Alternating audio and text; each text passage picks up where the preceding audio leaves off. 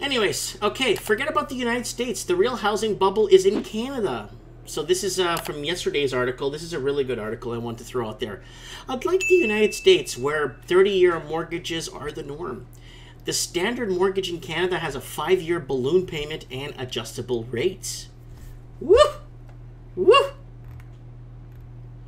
And then someone says, much in the same way, rising interest rates decimated U.S. buyers with arms during the last crisis. Canadian home buyers are vulnerable. What's an arm? An arm is a term. An arm could be a 6-year arm, a 5-year arm, a 4-year arm, and you're basically locked into a term, and your amortization could be 30, 40 years, depending on how long you want to carry the your debt on your mortgage or whatever you want to call it. Canadian stocks are likely to underperform U.S. stocks, and much in the same way, rising interest rates decimated U.S. buyers with arms during the last crisis. Canadian home buyers are vulnerable. Okay, last week I covered a certain areas in the U.S. are overvalued and likely to see prices decline. So we know what these cities are. It's Seattle, Tacoma, like weird cities too. And then Nevada's going up like crazy. Tons of places in California where it's just way overpriced. Parts of New York. Massachusetts is out of control right now.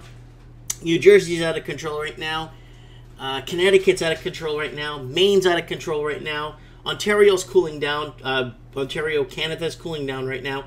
So let's go back to this article here. Mortgages in Canada are typically adjustable rate. Home buyers by the millions are piling into housing with quickly rising prices and adjustable rate mortgages with low interest rates.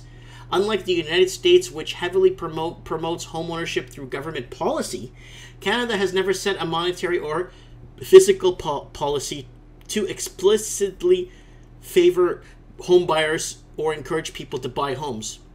Oh no, you got the media for that! What are you, out of your tree? You got the media. Oh, fear of buying out. You got these shows on City TV or City Pulse, whatever you call them.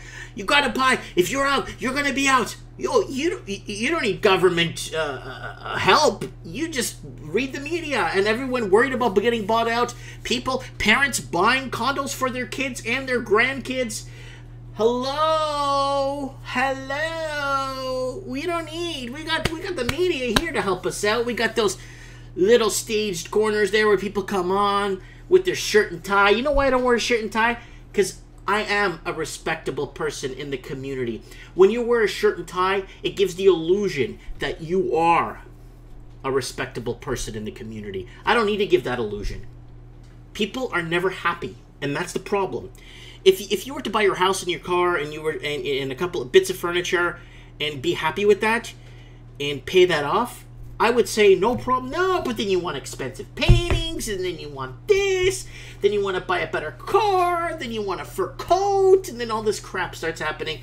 And you think you're young and healthy and you could live another 30, 40 years? I would rather live another 30, 40 years poor, but happy, and die happy. You know what I'm saying? Anyways.